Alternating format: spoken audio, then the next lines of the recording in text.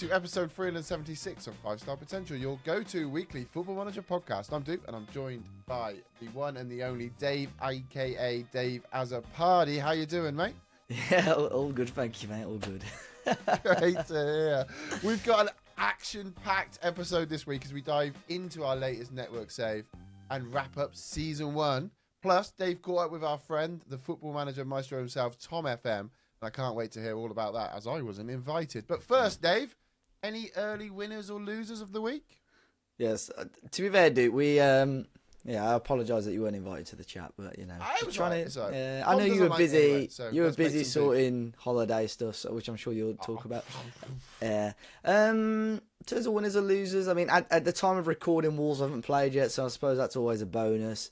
But no, I just obviously smashed a few days in the netty, which has been really fun. I've been carrying on with the walking and running challenge that I've been doing for prostate cancer, so that's coming into the last few days now. But yeah, just keeping busy. I don't know. It's been one of those weeks where I sort of get home and I'm quite into FIFA a little bit at the moment as well, or EAFC, whatever it's called. Sorry to swear on the podcast, yeah.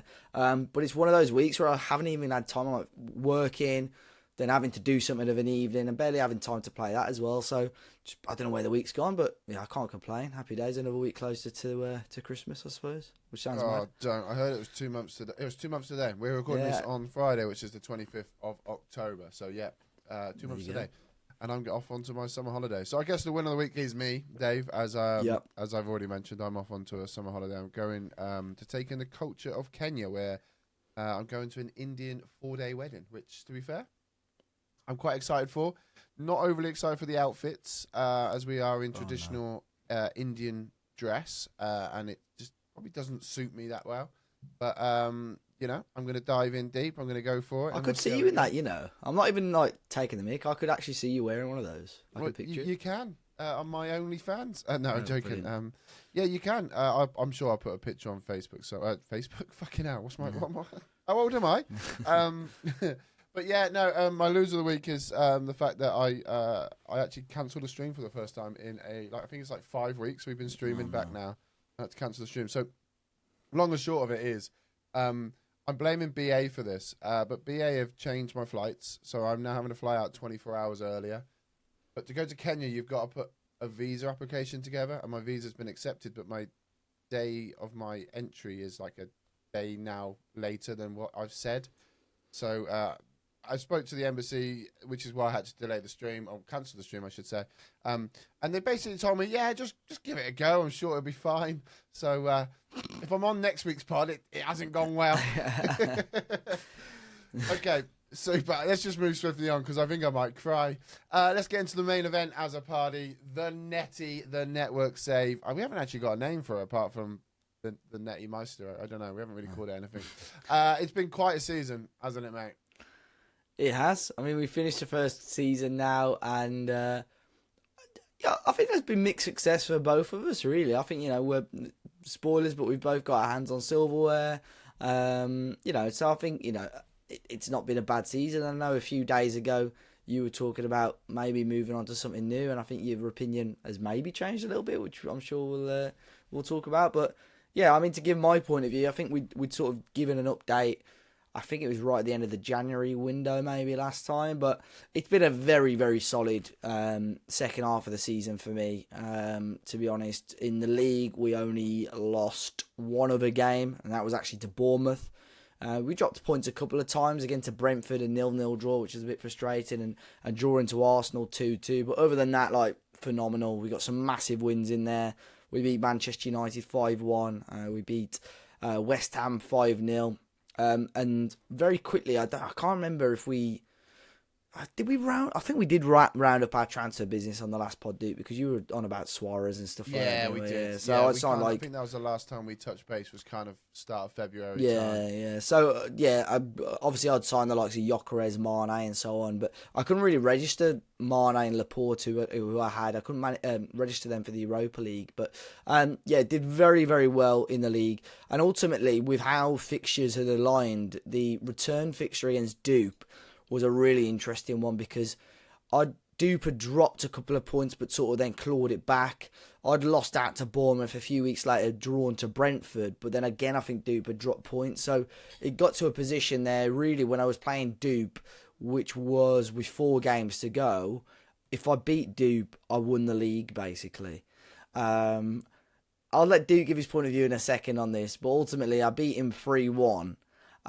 Duke took the lead, 1-0, João Felix, and then I scored, obviously, the 3 goals. Maddison and Timo Werner before half-time, and then Werner with a 96th-minute goal to wrap it up. But Duke battered me, I felt, earlier in the season, played really, really well. So this was at home, and to get all 3 points was a nice feeling. But yeah, Duke probably got something to say about it. Yeah. No. I mean, look, at the end of the day, you beat me. Like, it's 4-4 on aggregate between the 2 games we played. Actually, it's not. It's 6-6, actually, isn't it? Because we played a 2-2 draw. Well, our assistants played a 2-2 draw at the start of the season. I forgot about that. Yeah. I was just a little bit upset in the time. Obviously, it was emotional because Dave then went on and won the league, and the 96th minute winner was mainly because we were trying to throw caution to the wind. One thing that we have struggled with is scoring plenty of goals. Now, that is a bit ridiculous when you look at some of my results. Beating United 4-1, Ipswich 3-1, Wolves 4-1, which we'll mention Wolves in a very short moment. Yeah. We beat Arsenal 3-1 at home. I beat Newcastle 4-1. I just struggled to score goals in games that really made it, and it just didn't click for me. That kind of end of March through April time, but we were winning games, but just very narrowly, and nothing ever felt comfortable. And I mean, we'd be chatting today, like in the call, and Dave would be like, "Yeah, that's 4-0 now," and I'm like, "Yeah, it's 2-1 to me, and it's like 5 minutes to go and with squeaky bum time," sort of thing. But just before the Tottenham game, we drew 1-1 with Fulham, and it was a late equaliser from us, and Leo Messi missed a penalty, and that was kind of what handed. And to be fair, I was like, right, Dave's won the title after that. However, Dave, I mean, I think it was quite an even split, the game we played. I think we started off really quite well. That first 20, 25 minutes, even probably half an hour, we played quite well. Casado, Enzo in the middle was awesome. João Felix got his goal, and I was very happy with the way it was going. And then we let Dave have a corner, and I'll be honest, it's something that's always kind of come up in network saves previously with me and Joe. Joe's always kind of said, "Well, you fucking wrecked him because you put a corner tactic on," which to this day, you know, I say like, no, I kind of did, but I kind of didn't. You know, I just set up my corner tactics to work better for me because that's, you know, I enjoy tools, strong centre back, so I'm going to try and get the ball to them. And we scored a lot of goals. I think it was the Palace Brighton network save, and I think like I battered a few teams early on with and he went into the game afterwards. He's like, "Yeah, that's 4-0, but 3 of them were corner headers, mate. What the fuck are you playing at?" sort of thing. And Dave scored 2 identical corners against me. And again, looking back at it, I do feel it's probably my fault because we did kind of make it. So it was the way that we defended. We were defending zonally instead of personnel. So we had a free play on the edge of the box, and the ball just got whipped to him, and he scored. Wasn't as good. It was a very similar goal to the Enzo goal earlier in the season. But I was a bit more frustrated with my team rather than Dave's team, I have to admit. We had a couple of goals disallowed as well. We had an early Messi goal, and I think you had a Gyökeres goal a bit later on in the game. That was kind of, I think my Messi goal would have put me 2-0 up. So it was a bit of a shit time for me, I'm not going to lie. We then came out of that and we had to play Fenerbahce in the Europa Conference League semi-final first leg at Fenerbahce as I was watching United. Something there. And we lost 3-0 to Jose Mourinho. And it was like a proper 3-0 game. I think my XG was about 0.2. And we were terrible. We come off that game and I was just thinking, right, something's got to change, Dave. And I made a change. And the first game wasn't so good. We played Man City. We weren't amazing. We lost 4-2 against City. David already won the league now. And I was battling second with City. And I think we were only a couple of points in it at this time. So this would have been really good for me to beat them at home. But we lost the game 4-2.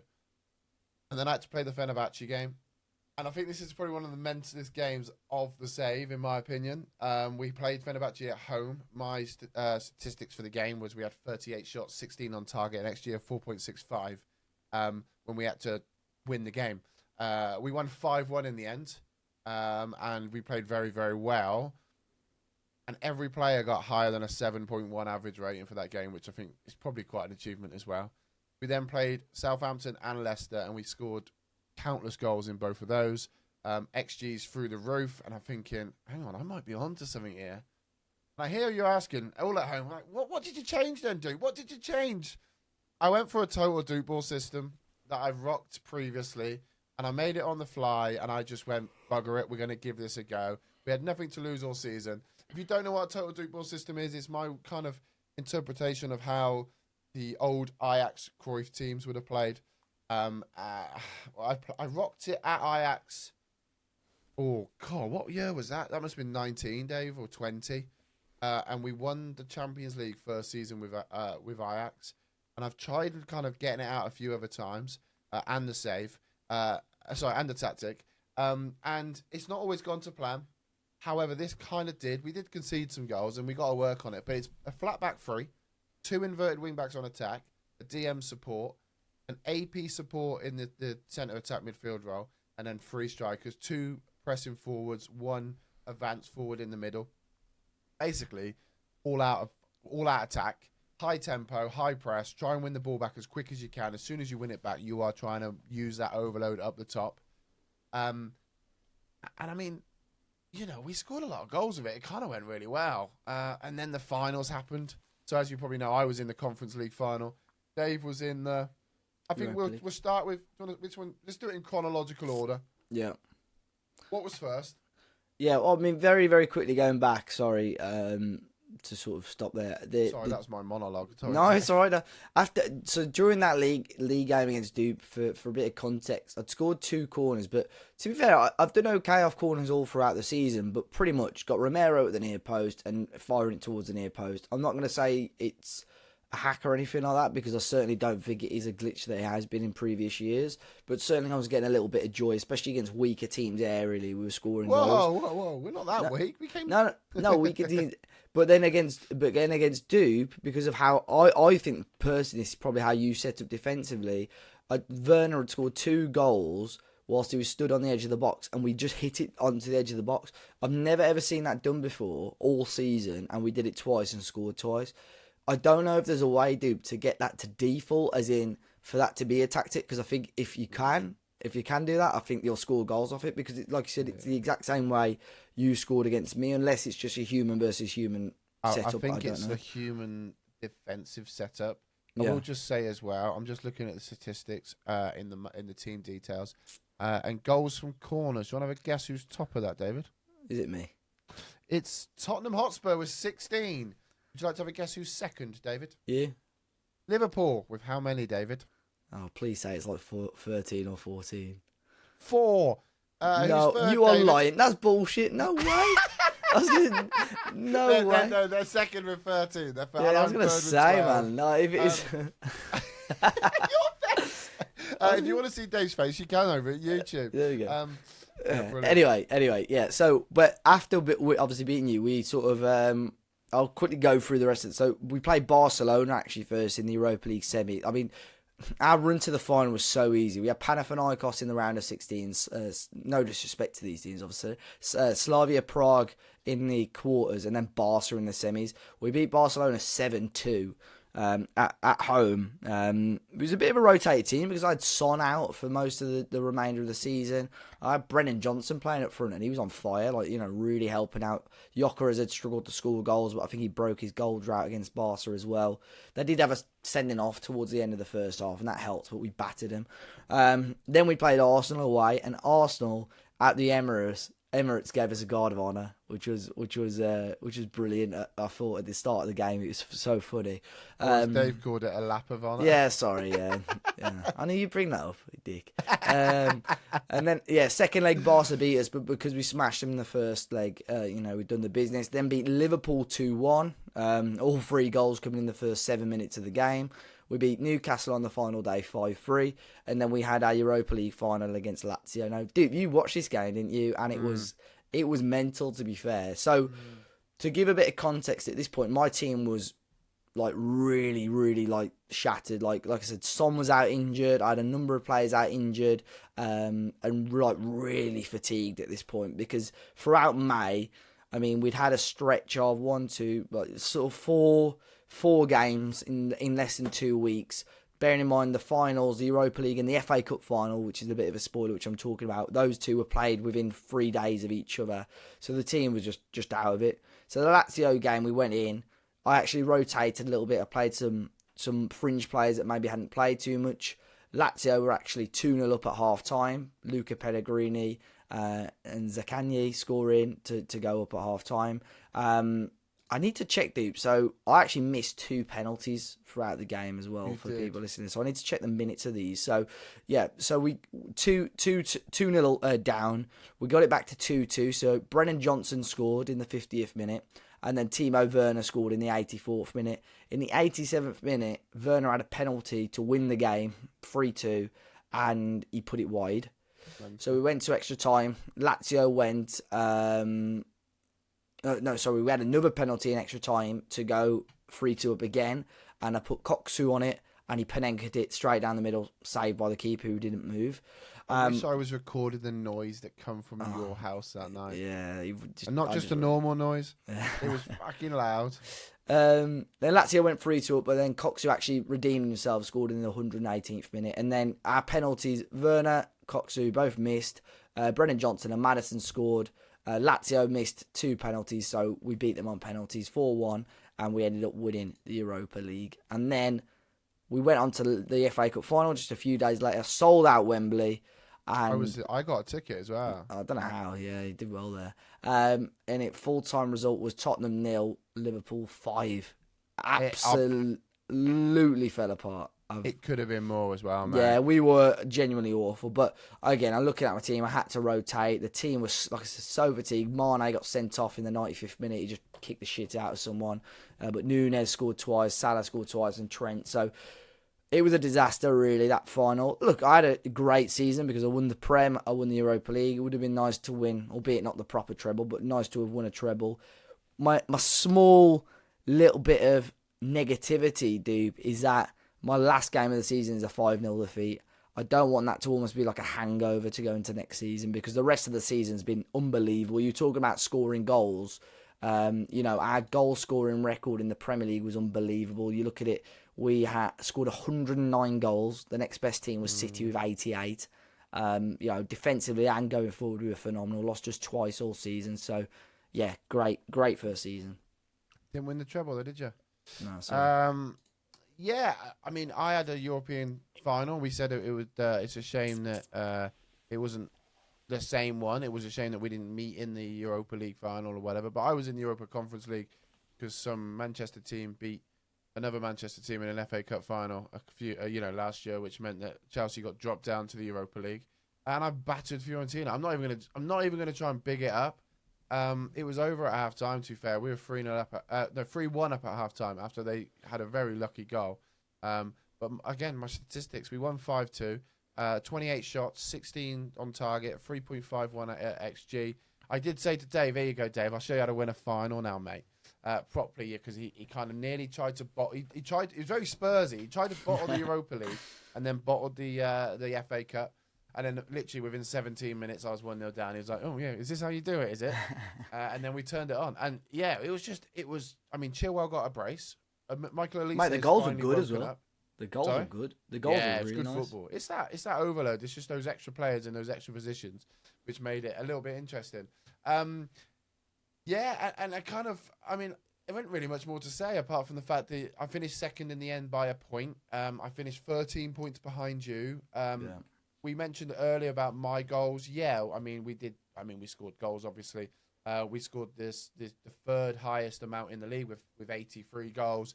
However, we did concede 47, which isn't a good amount. I mean, we're seeing is you conceded 35, City conceded 29, Liverpool conceded 34, Arsenal conceded 45, Everton conceded 46. So, teams that are up and around by me, and I conceded 47, which is pretty shit, to be fair. What we sort of alluded to earlier as well was Wolves. Oh, so God, very yeah. quick, obviously, as you know, it's no secret I'm a Wolves fan. So we just sort of kept an eye on them throughout the season, and they were absolutely awful. So to give some context, right, they were bottom of the league.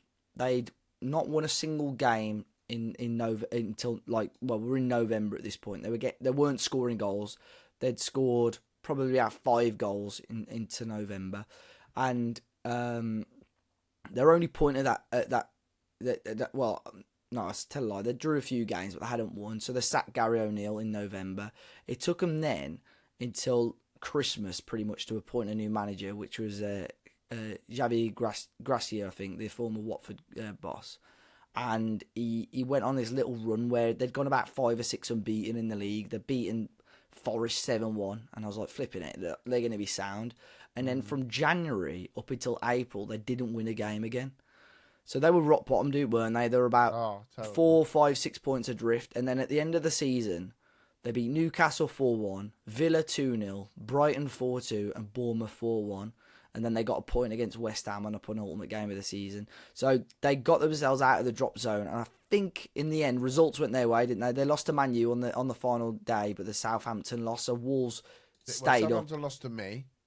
And I'll be honest with you, I said to you, if I'd already guaranteed myself second place, I would have purposely lost to Southampton just to allow Wolves to go down. Yeah, so Wolves stayed up by a point in the end. Yeah. But their goal difference was all right because because they got some mad wins, like beat Forest 7-1 and stuff like that. And they were drawing quite a few games towards the end. But yeah, I don't know how they stayed up. Their team's really good as well. So I'll be interested to see how they get on next season. But Ipswich, a decent effort, but went down. Forest went down and Southampton went down. Do you want to know something nutty? Go on. As we're talking all things network save, Dave obviously scored a lot of goals. We mentioned that. They've scored more goals than Ipswich, Nottingham Forest and Southampton combined. They die. There you go. The 3 relegated teams. Levels, mate. Levels. Also, they say that the magical points is 40. Brentford got 36 points in 15th Yeah, no, they're place. 15th, yeah. To be fair, that's been quite common the last couple of years in Premier League, you know. Not many teams. Yeah. So, like, the 5-6 teams don't hit 40. So, but yeah, it's good, dude. We did it. I don't know what do you think about the future of the save? Well, I mean, we're gonna have a little break right now. I'm gonna run a little save offline for 10, 15 days whilst I'm away. I'm just actually prepping it all now on the Mac as I go along. So I don't know. I think we'll have a little sabbatical. Obviously, there won't be an update on next week's pod, but the pod after that will maybe announce. Because when we started this save, Dave, we thought we had a season. You know, like you look now, like the game early access would have been out this sort of time.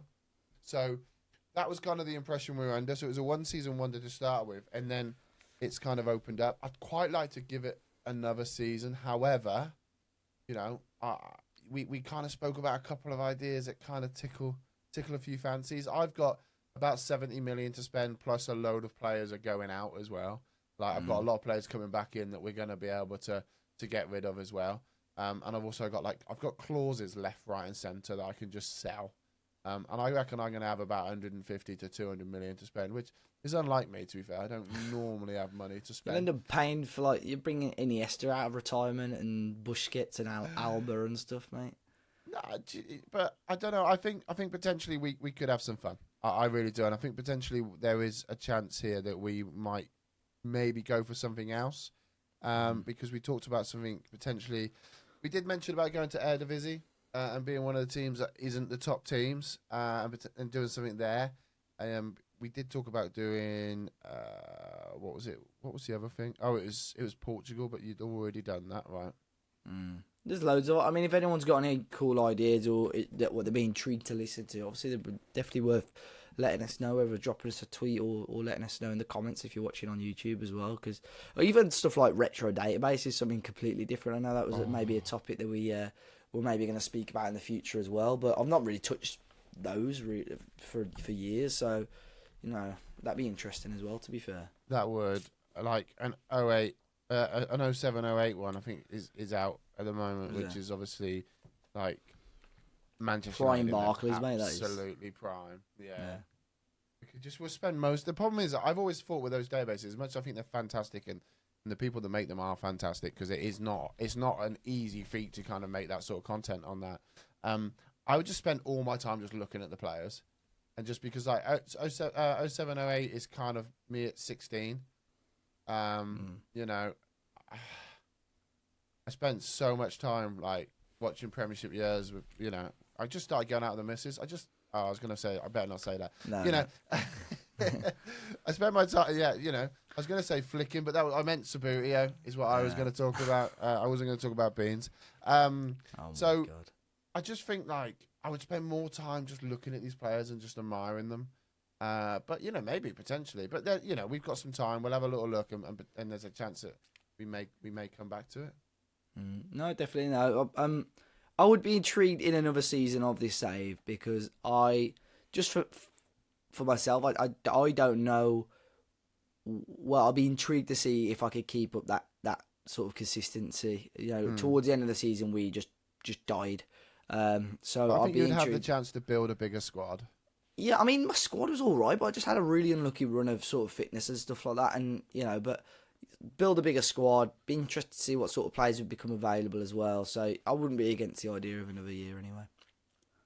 Well, maybe let us know. Maybe if you've enjoyed listening to the network save and you want to hear a bit more about it, or if you have some fantastic ideas that you could get me and Dave into, then feel free to do that. I've not actually got a massive Alaves update, but I will just kind of say to you that we've gone into January now, Dave. We've had some really patchy results, and like we started the stream this week, like beating Seville 1-0, then losing 5-0 to Real Madrid. Then we went and beat Getafe 4-2, and then we went and lost like 2 games on the bounce. We've just beat Las Palmas 4-3, and we've come away from the diamond we've been playing because we weren't creating chances. So I think what's happening here is I spent a lot of time at Atalanta trying to stop people scoring against me. Yeah. And I've focused too hard and I've lost the ability to score goals, I swear. So we've kind of switched to a 4-3-3, very typical 3 midfield with a DM and 2 centre mids and then 2 inside forwards and then an attacker, and kind of just built it on the fly. Went straight into that Las Palmas game and we won it 4-3. Fabio Silva again scores against us. That's 2 he's got against us now. Our left winger then scores. Our striker scores, and we're 4-0 up after 39 minutes. Oh no, sorry, we're 4-2 up after 39 minutes, which is a fantastic start to any game sort of thing. The issue that I had was is obviously it's just fresh, isn't it? So we're gonna go away. I've got the save on the laptop. I'm gonna spend some time scouting because obviously we can only go for Basque players. So I'm going to get a little transfer list going. We've got about 4 million to spend. So we're going to kind of go and knock on the doors of our local rivals and see who wants to sell to us. And again, obviously our kind of lists are very, very small. But we'll find some gems, I'm sure. I'm kind of looking for maybe 17 to 25 sort of age gap. A bit like your Tinder bio. Or your Tinder, I don't know how it works. I'm assuming you got like some sort of search. Yeah, I'm no longer on Tinder, just for people that are aware. Okay. Oh yeah, sorry, Mrs. The new Mrs. Azzopardi, who I caught a glimpse of on FaceTime the other day. Lovely girl. When? FaceTime. When did you call me? What day was that? No, she called me. Oh, brilliant. So yeah, you know, it's just trying to do a bit of scouting. It's very difficult, and this is the problem when you put the difficult rules in place. And I kind of thought to myself, do you know what we could do? We said like the end game is to be a Basque only team. Why don't we just go buy players that we know that will get us into a position to get our rep up, to get our finances up, to get our position in the league up, and then potentially look to sell them and bring Basque players in. But no, we've kind of said we're only going to sign like anyone that's in the team now that's not Basque, we're going to keep until a good transfer bid comes in for them or they run out of contract, which I think like out of my starting 11, six of the players are not Basque, and I think 4 of them are running out of contract at the end of the season. We can't re-sign them. The main issue that we got is they want to sign for us and that they want to be part of the project, but the problem is I have to then turn around and go, yeah, I'll give you a contract at the end of the season, not now because you can't actually sign for us. So it's a bit of a predicament, but it's the part of being a difficult bloody save. You know, if it was too easy, then it would be too easy. We've got a lot of time, and then when we come back November, we're going to smash it. We're going to hit loads on this, and we're going to be. We've got nothing else to do. As I'm going to be skint and can't actually go outside. I don't think. So I need to make sure we just strain because we've got nothing else to do. So yeah, I think when I come back, we'll get the kind of transfers done, and we should see where we are with that. Yeah. Now, Dave, you've had the chance to catch up with Tom FM this week. Well, I say this week, today. How did that go? Yeah. Did you have some fun with it? Yeah, all good. Yeah. So just spoke a little bit about FM24, FM25, and obviously not really spoke about it yet, how the delay of FM25 is going to impact him as a content creator as well. So, yeah, here we go. So then, yes, I am delighted to be here alongside Mr. Tom FM to talk about all things Football Manager. Tom, thank you very much for joining me, man. How you been keeping? Yeah, I'm good, thank you. I've been looking forward to FM25, and then suddenly it's been swept away from under our feet. I know, yeah. I mean, we will talk about that today. I was thinking earlier on today, is this your debut on the 5-star pod, or have you made an appearance before? No, I've been on before, but probably a couple of years ago now, I'd say. Was it? See, Yeah. I mean, with COVID and everything, it's just thrown everything. I can't remember what happened yesterday, let alone a few years ago. So no, I know what you mean. It's good to have you back on the podcast anyway, mate. But yeah, like I said, FM24, I think in general for content creation, it's been a fantastic year, and obviously it's going to continue a little bit, which we'll talk about as well. But for you, how have you found the game of Football Manager 2024, and sort of how has it affected you and your content? Because I'm looking just quickly through your channel, like we can, consistently seeing videos each month hitting way over 100,000 views, which is phenomenal for you, of course, and almost this time a few years ago was unheard of in the Football Manager community, and now there's a few guys, repeating that feat as well. But how have you found the game so far for the last 12 months or so? Yeah, I've really enjoyed it. FM24 on a personal level has been a really, really good year for me. I've really enjoyed making content. I think I've made some big strides with it. So I've really enjoyed it from that perspective. I can't say I've actually played any of it for like a personal sort of like save offline or anything like that. Everything is just all video focused. So in a way, I feel like I probably haven't really understood all the nuances properly of it. Like I'm just so focused in content mode, right? People, I don't quite know who like the most overpowered wonder kids are and things like that because I've not played it properly. I'm just trying to like play through different things all the time and do different stuff for the game. So I play it in a very unique way to everyone else, I suppose. And that may help me in some ways, and it may hinder me in other ways in terms of understanding the game properly. But I've really enjoyed it.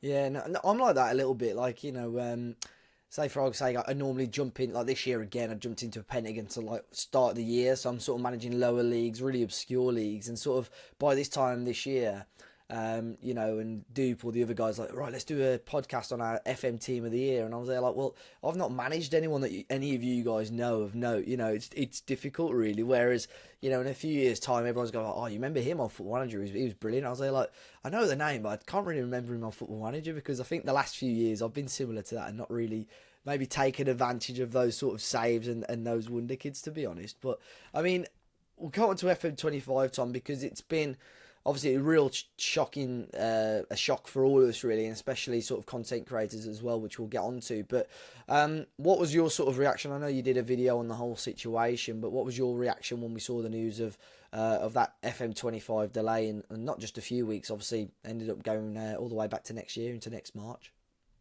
Yeah, I think I was just in the back of my mind, I almost kind of expected it. When it was delayed, first of all, I was thinking, well, if they're going to take a month to get all the game fixed, then it can't be too much of an issue. But if it's a big issue that they can't patch it in a month's time, for example, like it's got to be delaying the game, then maybe there is something a bit more to it. So it didn't catch me by surprise a huge amount. The length of time did. I was really shocked by, go back to March next year. That seems like a massive jump from the initial 1 month they said. But I think my biggest feeling was just frustration. I'm quite annoyed really on the grounds that they've announced the game, they've said pre-orders are opening, and then a week later they're like, oh, we're doing this till March. Because obviously that means that someone, at least one person, knew that this was never going to come out on November 26th. And it was just kind of stringing things along a little bit. And obviously there's a whole tightrope they've got to manage between Sega demands and shareholders and stakeholders and all that kind of stuff. So there's a lot of pressure on all the team and things like that, and particularly the higher ups in that regard. But it sounds like either someone knew that it was never going to be out and didn't want to say anything, Yeah. or it's a case of everyone kind of knew but were living in denial. I don't know. It's a weird one, and I don't think you can handle very well. No, I agree. I mean, we've spoken about it on the podcast before, and the last couple of weeks or so we spoke about it, and obviously we're sort of quite in a privileged position as such that, you know, we have been able to speak with people from Sports Interactive, and, you know, and sometimes, you know, we don't know every single thing that's going on, but sometimes we can appreciate what's going on behind the scenes. So we sort of sided with both scenes, you know, we tried to look at it from both points of view, but ultimately as Football Manager fans, you know, that delay, and I was sort of with you, I think, to announce the pre-orders and then a week later say, oh, actually it's not coming out for another sort of 4 or 5 months, is like, wow, that's it's not the best of moves. But as a sort of full-time content creator now, Tom, as well, which is amazing to say, you know, it's brilliant that, you know, there's so many people being able to get into that role now as well. How has this affected you? Because I'm sure this time of year is, number one, where you probably look to try and make your most amount of money, you know, for argument's sake, because of, you know, a new game coming out. And number two, in terms of content, now you're going to have to sort of stretch this game of Football Manager 24 out for another 2 or 3 months or so. For you, I have no doubt you would have had plans, but how has that affected your plans, and sort of what have you done to ensure that you've still got content going out until March of next year? Yeah, it has affected plans, but I don't think anything that I'm particularly creating is dependent on it being FM25. So a lot of the stuff I was going to do for FM25, I could just easily do in 24 sort of stuff. It's for me, it's a bit more about jumping on some of the trends, like, you know, if a particular team is doing really well, then focus on them. If a team's not doing particularly well, focus on them, particularly when it comes around Christmas time and those sort of teams on the bottom end of the Premier League table, they're prime candidates to do like a sort of rebuild sort of video with and that kind of stuff. So I think it's fine for me in that regard, but I'm lucky that I've got a quite big audience already, quite an established audience, and a lot of them will watch, you know, kind of whatever I put out sort of thing, which is really nice. If I were a much smaller creator, then, you know, it would be much more difficult, because that when the new game launches, that's sort of a time we can start to build into a new audience, because if you hit things right, that really pushes things out. And so that's a really prime time, particularly when I was growing as a smaller channel. Like every launch was like, okay, this is a great time for me to start to build a bigger audience at this point with some new videos and series and all that kind of stuff. So smaller creators, I think it's going to hit a lot harder than it would do me, for example. So I'm quite lucky in that regard. But yeah, it's just a case of, okay, a lot of the videos I was wanting to do for FM25, maybe some I will hold back a little bit, the ones that I think are really prime ideas that'd be quite good for a launch.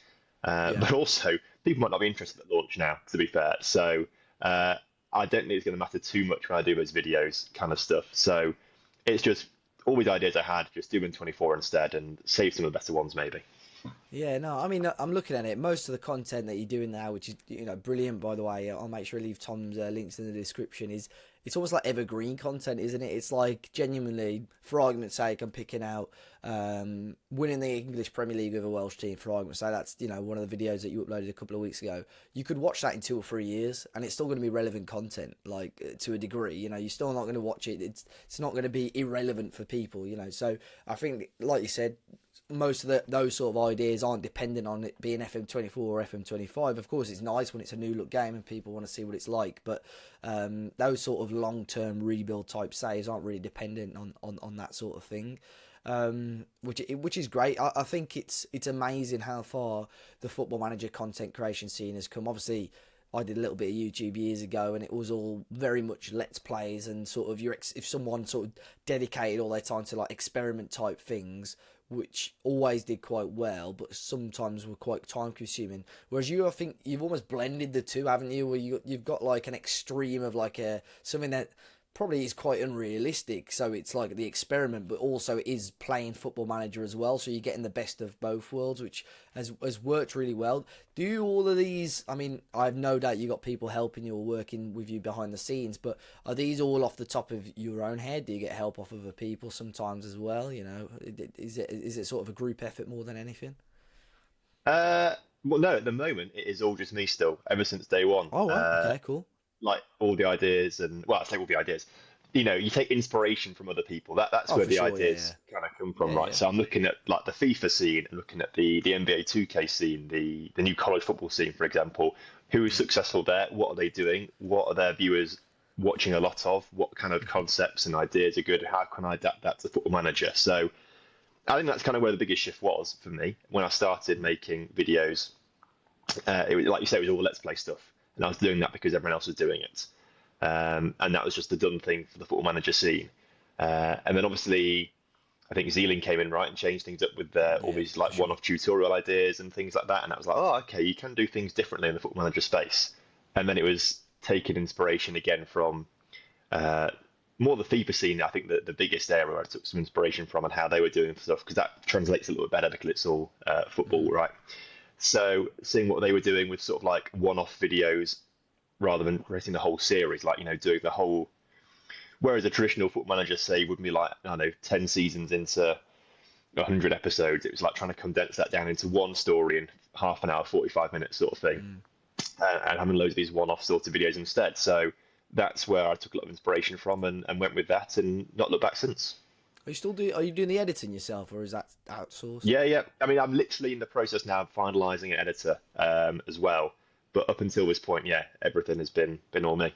Wow, I was gonna say like the quality of everything, mate, is like brilliant. Like I think the editing and everything. I was adamant that, and that's no disrespect to you, obviously, but if I was adamant that sort of stuff was like outsourced, I thought with the time that you must be spending on everything, like the gameplay and the editing and stuff, like it's top stuff, man. So fair play for you for that. But FM25, what's the aspirations, Tom? I mean, firstly, I mean there was lots of conversation in terms of the game and how SI could have done something different. Are you sort of, obviously none of us sort of condone the delay as such, but are you on their side understanding not to rush or bring anything forward or bring out data updates for this game? Are you sort of on board with how they've stuck with their guns and saying, look, it's March and it's going to have to be March? Yeah, I think so. I think if you rush something out that is broken, then it does irreparable damage to the company and the brand of the game, right? I think a lot of games that come out slightly broke. I mean, the most recent example I can think of is City Skylines 2. And that came out to such huge fanfare and then was completely broken. And it's like a year down the line, still isn't fixed. Wow. And I'm sure that's done. Well, City Skylines 2 is seen as that. City Skylines 1, sorry, is seen as like the premier sort of city building game sort of thing. And then I think their reputation kind of been ruined because of the botched release of the second one.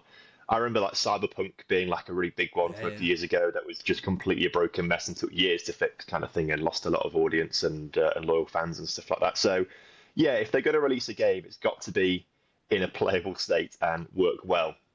And by sounds of things, it wasn't in that playable state and wouldn't play well, and it would leave a lot of people very frustrated. So yeah, I'm with them on that. I think they've just got to focus on getting the game out to a high level that they expect and the players expect. I can understand why they're not in data updates. I think the legality around that would be so difficult on the grounds of it being a legal nightmare, I'm sure. Trying to get the permissions of all these different stakeholders, right, that they've got partnerships with, and then how do they try and get some FM25 licenses to 24, even though they've not got the contract and stuff for that. I mean, it just sounds like a nightmare. I can't really explain it. I don't even know how to explain it properly. So I can totally understand why that's not happened. So hopefully by the time it's all sorted out, 25 is going to be a great game, and we'll forget that all this period of time even happened because it's going to be so amazing. But we'll see what happens. No, I agree. I'm hoping this time next year, if we have a catch up, it's like, oh man, can you remember we were all like moaning? This game is like amazing, like it was definitely worth the wait. I really do hope that that's the case. But talking of that, Tom, like this time next year, where do you want Tom FM to be as a channel? Is there any different directions you're going to take it, or you're going to stay in terms of the same sort of content? And what is there an end goal there for this time next year? Yeah, it's interesting. I mean, this season I'm trying to do a little bit more real life stuff. So I've been trying to go to a game at every single round of the Champions League, which has been going well so far. I've been enjoying doing that. So Gibraltar first qualifying round, Wales in the second qualifying round, Hungary in the third qualifying round, France for the fourth qualifying round. I mean, I've done one so far in the league phase in Italy for Inter Milan, Red Star Belgrade. Cool. I'll try and get a couple more of those done as well before the knockouts. where it's going to be very, very difficult to get tickets to. So I'm hoping that sponsors come along at some point and say, have some tickets on us, that'd be nice. So there's a bit of diversification there, and maybe there's something we can do with that a bit further down to next season and stuff like that. But I think the bread and butter now is still going to be Football Manager content. And again, it's going to just sort of follow the trends of what people are wanting to watch. And I can't quite predict what it's going to be in 12 months' time yet, but it'll be an evolution of what's going on now and things like that. So hopefully, a lot more subscribers as well. I know it's kind of like these days a vanity metric because it's views that matter, really, not subscribers. But I do like a good ego boost with subscriber numbers as well. So that an increase there as well would be cool. So we'll see what happens with the content. I think the editor coming on board soon is going to help a lot with that. Hopefully, there'll be a bit more content coming out as well. Which should probably mean as well, maybe there's a bit more emphasis put. I had a second channel. I've got a second channel, but I just sort of ran out of time to be able to do stuff on there as well as the main channel. So I think some more stuff on there would be quite good, and maybe back in some more live stream as well, potentially. But it depends how much time gets freed up and how much of a control freak I get, because after 7 years of doing all the editing, everything yourself, suddenly handing that off to someone else feels quite scary. I'm not looking forward to it. I know it's necessary, but I'm not looking forward to it. Yeah, no, I agree. I think that any walk of life, if you've done something on your own for that long and you're passing a responsibility over to somebody else, you're going to be like almost looking through it with a fine tooth comb. With it, I know you put like subtitles on certain parts of your videos and stuff like that. Stuff like things like that. I know you're going to be looking at it. I would be the same, mate. But no, I of course, some of the content, the real life stuff as well, is really cool. And I know probably at the moment, on paper, the sort of FM stuff, as it would, is still maybe getting some more traction. But it'd be great that in this time in 12 months, it sort of balances itself out. And yes, your subscriber numbers might be skewed a bit more because you're getting a lot more real life football fans subscribed to you that are going to watch the real life stuff rather than the FM stuff. But certainly, I mean, it's nice for the ego, but it's nice if you can get some more views on the real life stuff as well. But no, mate, you're smashing it, and amazing that you're adding some great real life experiences in there with the football as well. So you caught a Maltese team, didn't you? Was that the game against the team from Gibraltar? Was it? Yes, it was Hammer and Spartans. That was it. Yeah, I'm jealous. Yeah. So, are you a Hammer and Spartans fan? Being Maltese no, I don't have a Maltese team really, but obviously I have. I think I've watched one Maltese Premier League match, but it was like probably about 50 people there. So I mean, there was once when a team played West Ham a few years ago, and I was this close to getting tickets, like really close to going to. Yeah. I think it was still at Upton Park. And but the Maltese team beat West Ham in Malta, but I think they lost on penalties in the end. It was amazing. It was. I don't know if you remember Micheli, Italian striker, really good on football on FIFA. Yeah. Sorry, maybe like FIFA 12. He played for Palermo, I think. But he played for a team in Malta for a bit and scored a goal. And I watch it every now and then. It's a bit one of those goals. It's a bit sad, really. I go and watch a goal back every now and then on YouTube, and that's one of them. So no, jealous that you managed to catch that anyway. But Tom. Thank you very much for jumping on 5 Star Pod, mate. I'll make sure I leave a links to all of Tom's bits and pieces in the description down below. And fingers crossed, Tom, it's another successful 12 months for you, and I'm sure we'll catch you soon. No, thanks for having me on, and I'm sure we'll speak soon. Yeah, cheers, man. Thank you. Do you know what? I can't remember. I remember you mentioned at the start of that about Tom being on. I think he was on the lockdown social ones. Pods. Yeah, the social pods. Yeah. So it's a long time ago. We'll have to get him on properly. But it was great to hear from him. He looks like he's going to be one of the lucky ones that isn't going to get hugely affected with his content being kind of more experimental. And one video I did watch recently was he did the Pentagon Challenge in a video. I just like the way he kind of like compresses it down into one watch. So he's done a Pentagon in half an hour, where it's taken me fucking nearly 12 months. So I think fair play. They've extended the game and you still hasn't fucking won it. Like, what to be fair, I say I'm not giving an update today, but I played a little bit of work today. To be fair, so we're getting there. Your mum's on holiday, isn't she? Yeah, exactly. Yeah, but Shocking. no, but to be fair, I never asked him about his saves because I have a sneaky feeling someone plays the saves for him because I know it's his full-time job, to be fair, so he might smash out the saves. But the editing, I was really surprised. Like the quality, and this isn't a dig at Tom at all. The quality of the editing is like bang on, and I honestly thought he outsourced that sort of thing. So fair play to him, man. He's really, there's a few of them now. There's probably a group of 5, 6, maybe. It's probably about right. 5 or 6 lads that do it full time. The quality is like unbelievable at the moment. So fair play. Yeah, I mean, Yeah, fair play. I think they're living the dream. Right? I'd love to be in a position to be able to do it. I'm just not good enough at Football Manager, streaming, YouTube, editing, writing, anything creative. I think. I mean, I love Football Manager to bits. Of them, I might be all right. I love Football Manager to bits, but I think I could get bored of it. I genuinely don't think I can. I mean, you are talking to a man that's currently trying to sort his stuff out so I can play a save whilst I'm away. Yeah, true.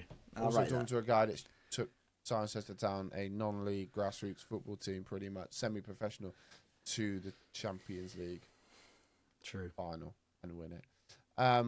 Right, well, thanks for that, Tom. You can find the links for all of him in the podcast description.